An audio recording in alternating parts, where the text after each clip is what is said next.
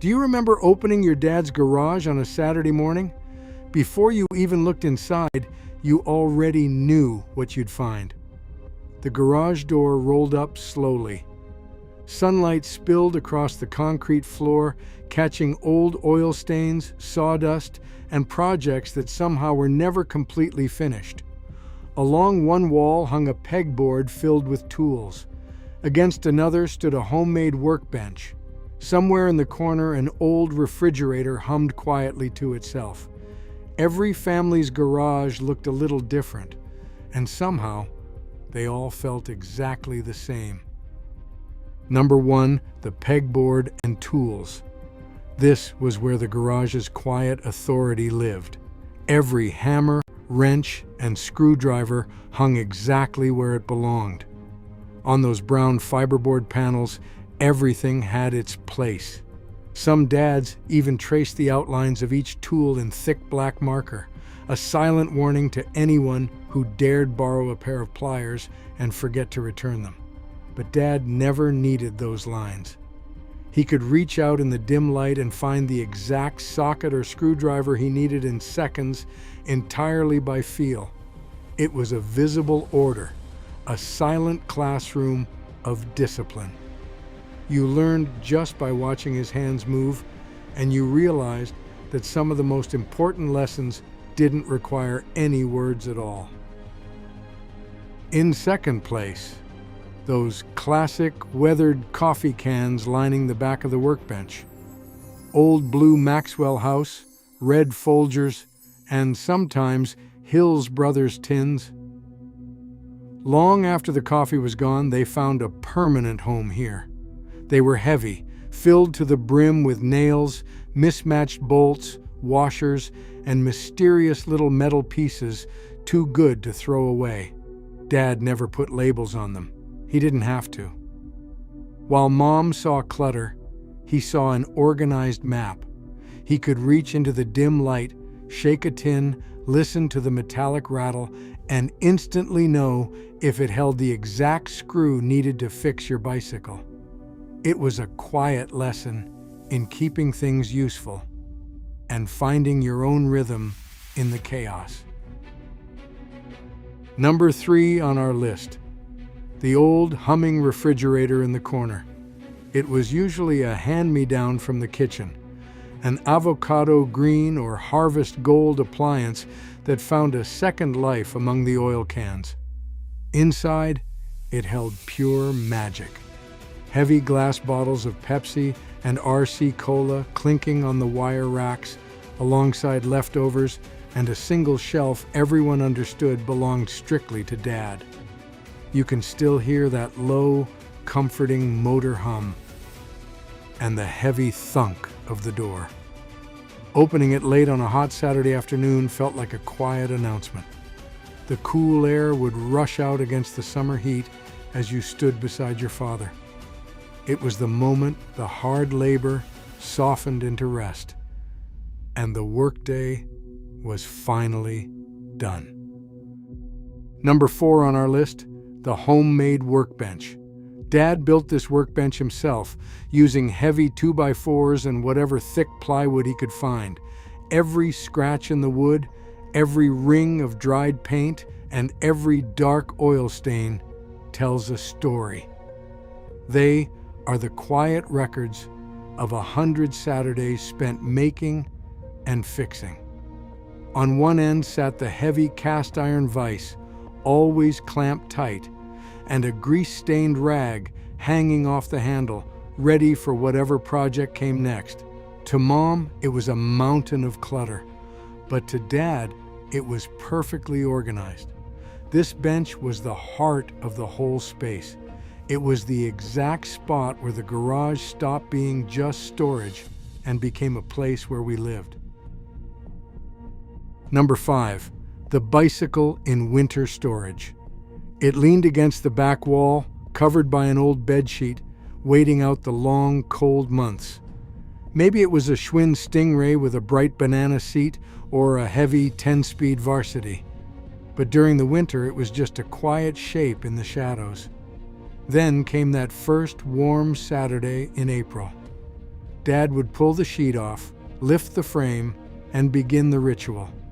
He'd pump the tires, straighten the handlebars, and spin the wheels, listening closely to the steady, metallic click of the clean chain. He'd wipe the dust from the chrome, give the seat a reassuring pat, and hand it back to you. It was the moment winter officially ended, and your freedom was returned. Sixth on our list, the lawn mower.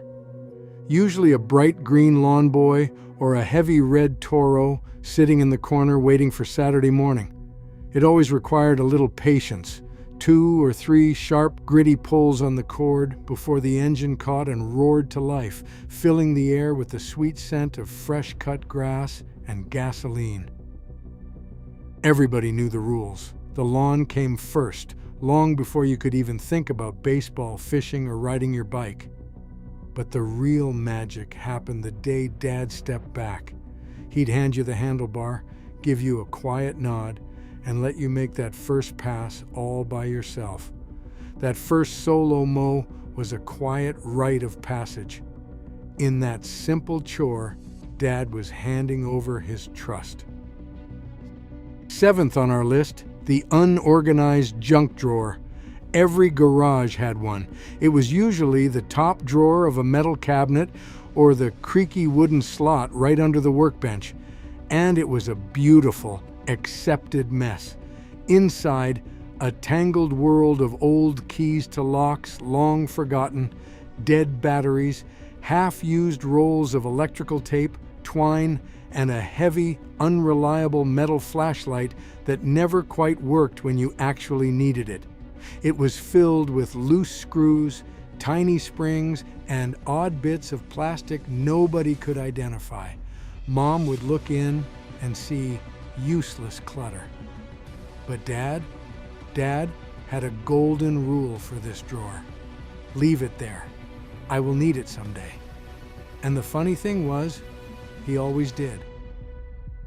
Number 8 on our list, the extension cord and the garden hose. They always hung side by side, draped over heavy metal hooks. The twin rulers of outdoor chores. The orange extension cord was there to give Dad's tools just enough reach to cross the driveway, while the heavy green hose waited to wash the station wagon. They were incredibly useful, but they had a mind of their own. Every Saturday, they were carefully uncoiled, and every Saturday evening, they fought back, twisting into stubborn, chaotic loops that refused to lay flat. Dad always had a special way to wrap them, looping the vinyl over his elbow and through his hand with a rhythmic practice sweep. The neatness never lasted, but watching him try was its own quiet lesson in consistency. Number 9 on our list, the small, everyday workshop artifacts. Away from the big tools, the garage was filled with these tiny signs of constant life. A small, yellow can of 3-in-1 oil, a few loose sockets rolling around, greasy red rags, a light dusting of fresh sawdust, and an unfinished project resting quietly in the corner, waiting for next weekend. They had their own gentle language, the light metallic clink of a wrench, or the dry scrape of cloth wiping away grease. No one ever sat you down to explain how to fix things. Instead, you just watched his hands, learning patience and resilience through the steady, quiet rhythm of his work. In these smallest details, the most lasting lessons were always being passed down. Number 10 on our list, the garage's shifting social role and the quiet passing of time. Because in the end, it was never really about the tools. It was about the hands that held them. It was where you stood in the shadows, holding the flashlight steady, passing him the half-inch wrench, learning his quiet rhythm of patience. And occasionally, Mom would stand in the doorway with a tray of cold drinks, pulling the garage back into the warm circle of the house. Years later, those workbenches made room for a guitar amplifier and a drum set. as the space became a loud teenage rehearsal room. Today, those old garages are quieter, but the memories remain. What would you look for first in your own garage? Share your favorite memory in the comments. Subscribe for more nostalgic journeys. Across these 10 items, a quiet truth remains. The garage was never about the tools. It was where we learned who we were, standing beside our fathers. What do you remember most? Share your memories in the comments. Subscribe for more nostalgic stories.